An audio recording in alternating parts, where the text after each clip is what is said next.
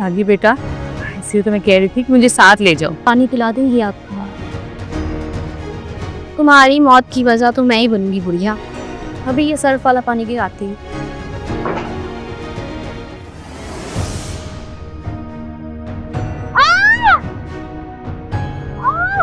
ये फांसी का फंदा है बुढ़िया, इसे तुम्हें खुद अपने गले में पहनना है। अगर तुमने ऐसा नहीं किया ना तो मैं तुम्हें इतना मजबूर कर दूंगी कि तुम खुद मुझसे अपनी मौत की भीख मांगोगी।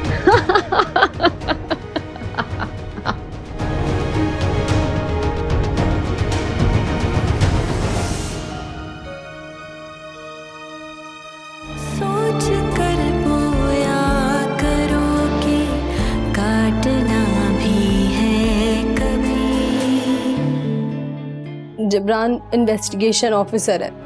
कोमल भाभी ने उसे हायर किया था। उसी ने पता लगाया है कि हदीका भाभी अपने मामू के घर में छुप कर बैठी हुई थी। आपने हदीका से बदला लेने के लिए मेरी और शानजे की शादी करा दी है।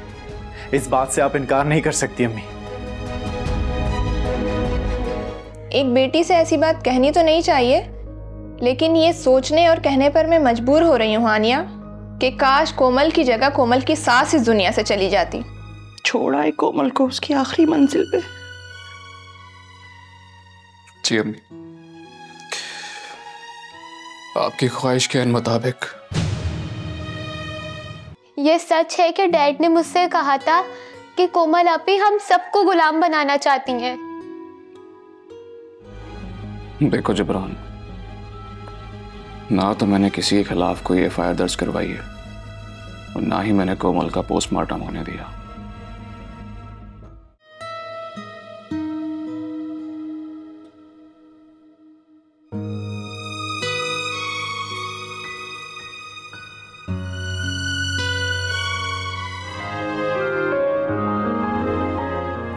ये हाथ देख रही हैं आप?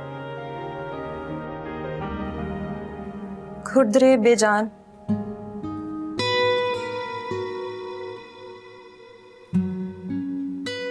क्या ये हाथ तब भी ऐसे थे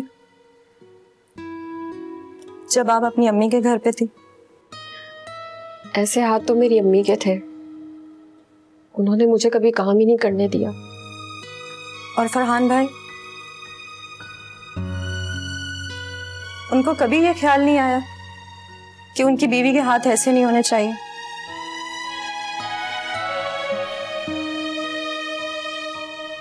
क्या वो आपसे प्यार नहीं करते?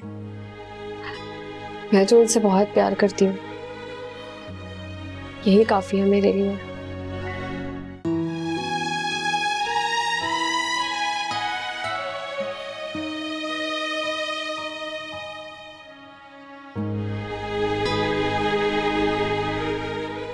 भूख लगी होगी? नहीं, तुमसे नहीं पूछ रही, मैं तो छोटू फरहान से पूछ रही हूँ। अगले 3 दिन तक तुम्हें सोग मनाने की इजाजत है हदीका। तुम्हारे जज्बात जुड़े हैं कोमल के साथ, तुम्हारे बच्चे के नहीं। माँ की जज्बाती कैफियत बच्चे पर असर करती है। तुम्हारा बच्चा भी जज्बाती निकल आएगा फरहान की तरह। तुम चाहती हो कि तुम्हारा बच्चा भी फरहान की तरह जज्बाती निकल आए? जैसे फरहान को लोग जज्बाती और बेवकूफ समझते हैं? नहीं नहीं, बिल्कुल नहीं। तो फिर छोटू फरहान के लिए मुंह खोलो।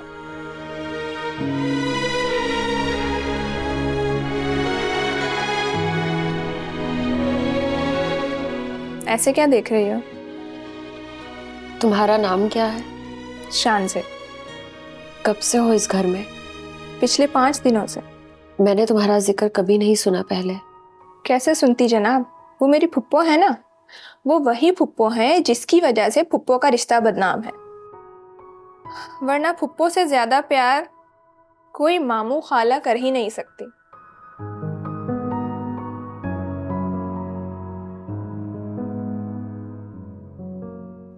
वो लोग आ गए कब्रिस्तान से? हाँ, लेकिन फरहान नहीं आया। वो कब्रिस्तान के इंतजामिया के ऑफिस गया है तदफीन का रिकॉर्ड और डेथ सर्टिफिकेट के लिए। अच्छा, फरहान जैसे आए उसे मेरे पास भेज देना। जितनी समझदारी की बातें तुम करती हो, प्लीज उसे समझा देना कि मुझ पर गुस्सा ना हो। तुम्हें डर लग रहा है? हाँ, डर लग रहा है। तो फिर एक वादा करो, आज के बाद ऐसी कोई गलती नहीं करोगी जिससे तुम्हें डरना पड़े। मैं गलतियां नहीं करती, मुझसे हो जाती हैं। तुम्हें नहीं पता मैंने इस घर में क्या क्या फेस किया है। सब जानती हूँ मैं, कोमल बता चुकी है मुझे।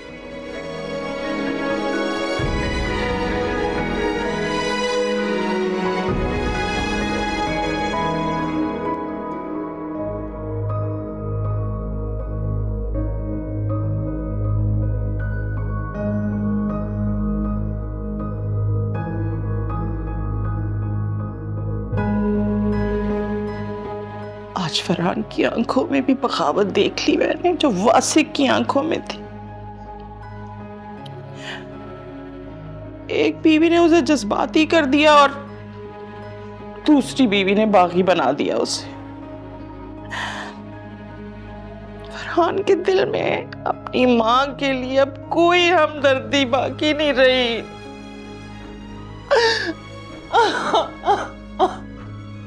ऐ परवरदिगार, तू देख रहा है ना, आज मैं तेरी आजिज़ बंदी बिल्कुल अकेली रह गई। एक माँ जिसकी सारी औलाद उसके खिलाफ हो गई। अब तू बिला वास्ता मेरा साथ देगा परवरदिगार। मैं वही हूं ना जिसके लिए तूने मिसाल दी है कि तू अपने बंदों से 70 माओं से ज्यादा प्यार करता है। एक बेबस माँ की हैसियत से मैं तुझसे सवाल करती हूँ, मुझे हिम्मत दे, सब्र दे, मुझे हौसला दे परवरदिगार। मुझे इस बेबसी की कैफियत से निकाल दे।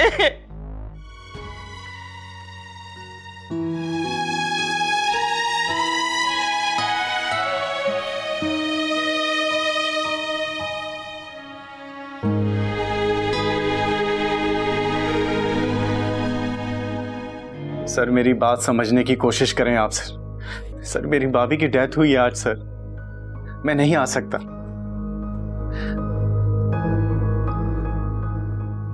नहीं सर, नामुमकिन है सर मेरा आना।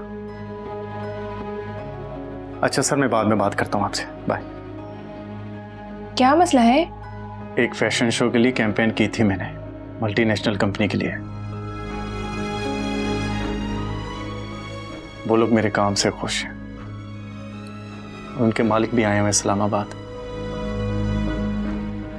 और वो लोग मुझसे मिलना चाहते हैं। हो सकता है पूरे साल के लिए इस कैंपेन में मुझे काम मिल जाए।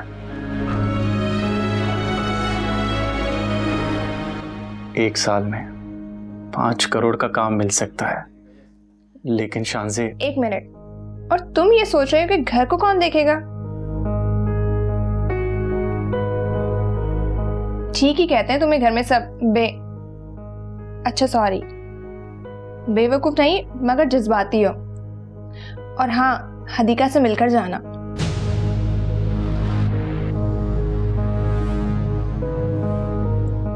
अब क्या सोचने लगे तुम? वासिक घर पे नहीं है और आखिरी फ्लाइट इस्लामाबाद की 3 घंटे बाद की है।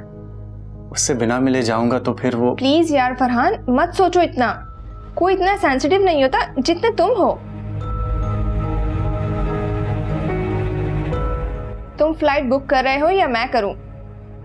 अच्छा मैं करती हूँ, तुम इतनी देर में हदीका से मिलकर आओ। नहीं, हदीका से मैं जब तक नहीं मिलूंगा तब तक वो खुद मुझे ढूंढती भी नहीं आएगी।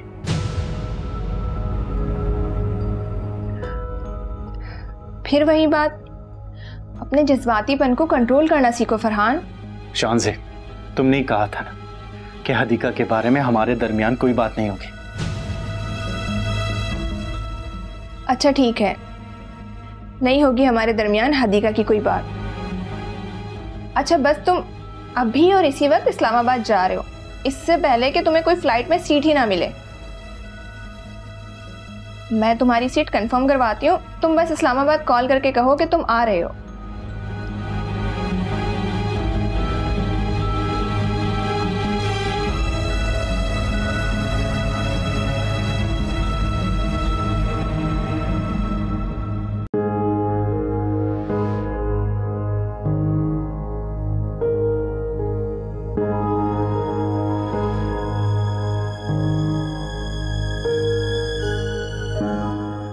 क्या तुम ऐसे बच्चों की तरह रहोगे?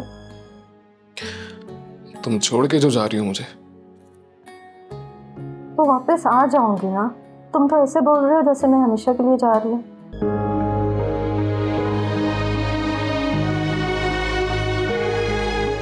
तो फिर ऐसे आंसुओं के साथ रुखसत करोगे मुझे? मैं पहले ही मरी हुई महसूस कर रही हूँ, और तुम ऐसे अलविदा कर रहे हो जैसे कोई जनाजा अलविदा करते हैं। प्लीज यार कोमल, ऐसी बातें मुंह से क्यों निकाल रही हो बार बार? पता नहीं वासिक, ऐसे बुझी हुई महसूस कर रही हूँ। ऐसे लग रहा है जैसे मरने वाली हूँ।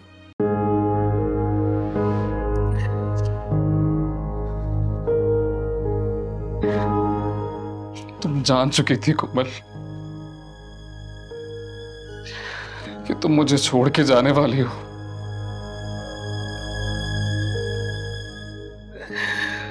तुम बार बार इशारा कर रही थी। मैं क्यों समझ नहीं पाया?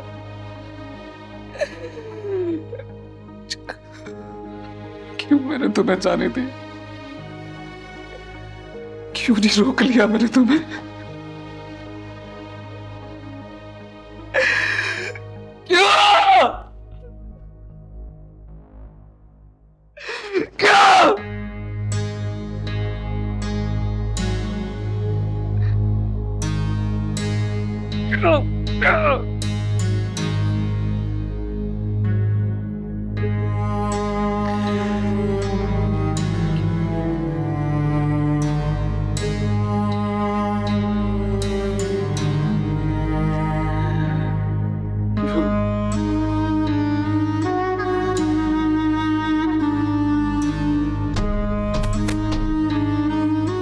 फुप्पो किधर? किधर मतलब? बहू से मिलने जा रही थी, 2 महीने बाद आई है, उसका हाल अहवाल पूछना था मैंने। आप तो मुझे हदीका को सबक सिखाने के सबक पढ़ाती रही थी ना, फिर ये अचानक बहू का हाल अहवाल पूछने की जरूरत कहां से आ गई? क्योंकि तुम बदल गई हो, एहसान भूल गई हो तुम मेरा।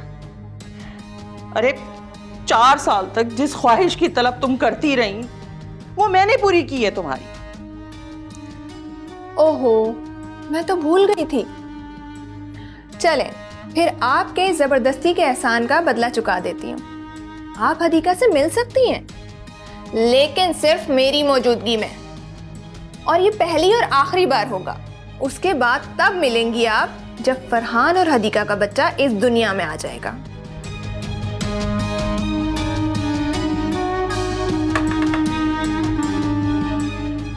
कौन है? आ जाए।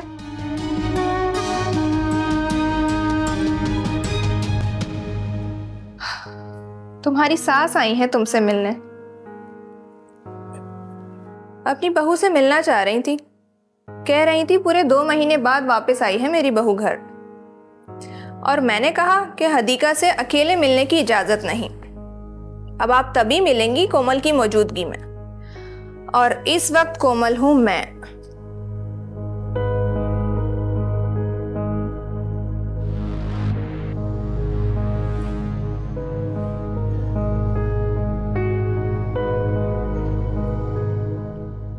कैसी हो हदीका बेटी?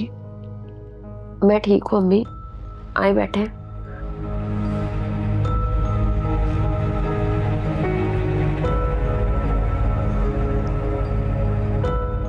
तुम तो मुझे अकेला छोड़ के चली गई थी ना हदीका?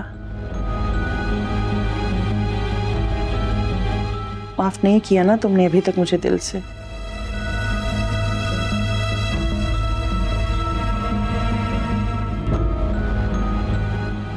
देखो अधिका, मैंने माना कि मैंने तुम पर बहुत जुल्म किए थे, लेकिन बाद में तुम्हें हानिया की तरह बदल गई थी ना। कितनी अच्छी हो गई थी मैं तुम्हारे साथ बेटा।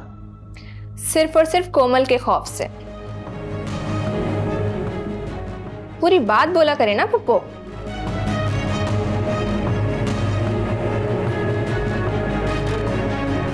मेरा यकीन करो अधिका, बेटा तुम्हारे और फरहान के बच्चे से मुझे तुम दोनों से ज्यादा प्यार है। सोच भी कैसे सकती हो कि मैं तुम्हें या तुम्हारे बच्चे को कोई नुकसान पहुंचाऊंगी? अभी आप मुझे वसवसों में डाल रही थी। आपने ही कहा था कि कोमल मुझ पर जादू कर रही है और वो जादू से मेरे बच्चे को मारना चाहती है।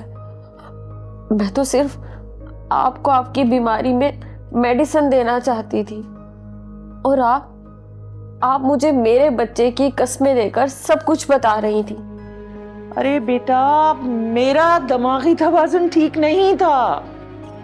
आपका दिमागी तवाज़ुन तो अब भी ठीक नहीं पुप्पो। पूछ लिया हाल अहवाल, अब आप मेरी बात सुने। जब तक ये बच्चा दुनिया में नहीं आ जाता तब तक आप इस कमरे में दोबारा नहीं आएंगी। और हदीका, तुम भी अब अपनी मर्जी से अपने कमरे से बाहर नहीं निकलोगी। जब भी तुम्हें अपने कमरे से बाहर आना हो तो मुझसे पूछोगी। मैं तुम्हें बाहर लाने से पहले पुप्पो को कमरे में भेजूंगी और बाहर से उनका दरवाजा लॉक कर दूंगी।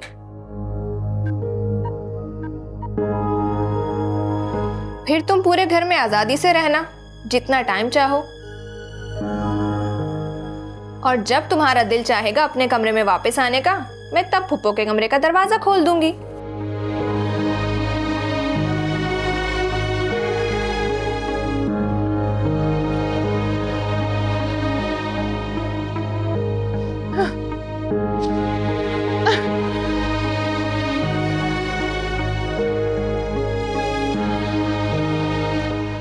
पुप्पो के आंसू सच्चे भी हो ना, सच्चे नहीं लगते। तुम बेफिक्र रहो, अब तुम महफूज हो। अच्छा सुनो,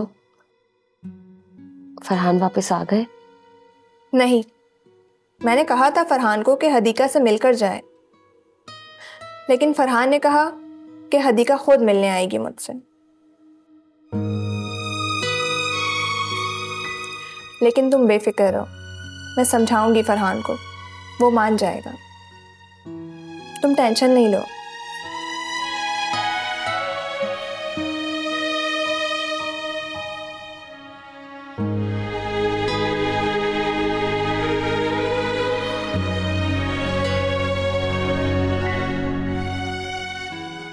शानजे, अम्मी को क्या हुआ है?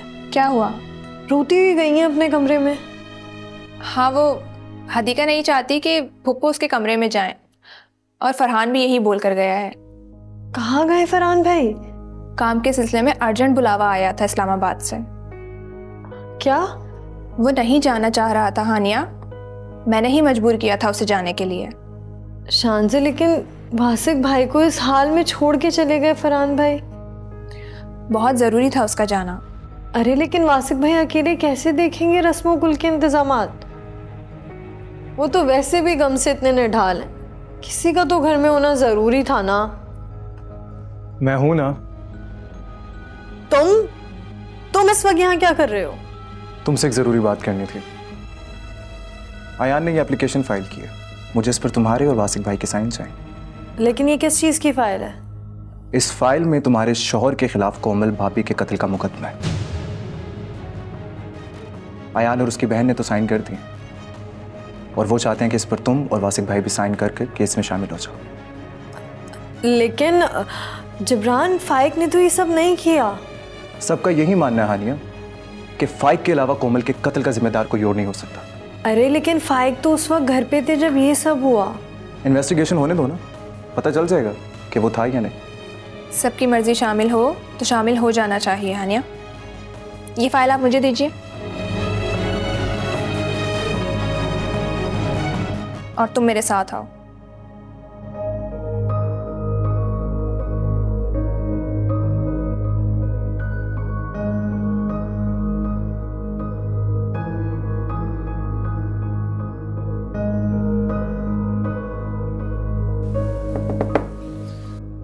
वासिक तुमसे बात करनी है, मैं अंदर आ रही हूँ।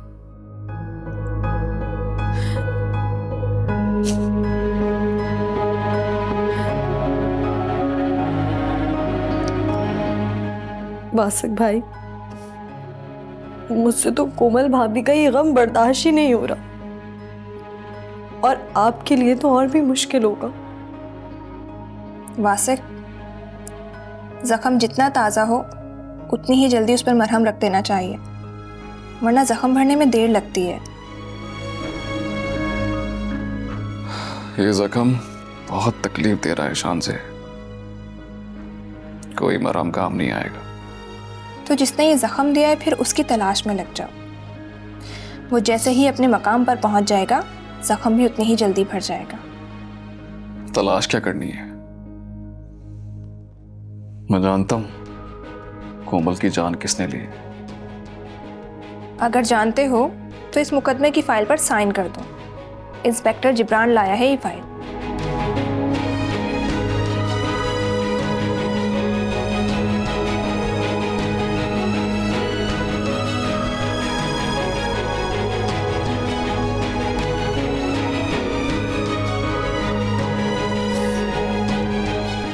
और सुनो, जिब्रान से कहना कि उसने मुझसे 7 दिन में इस केस को क्लोज करने का वादा किया है। अगर 7वें दिन ये केस क्लोज नहीं हुआ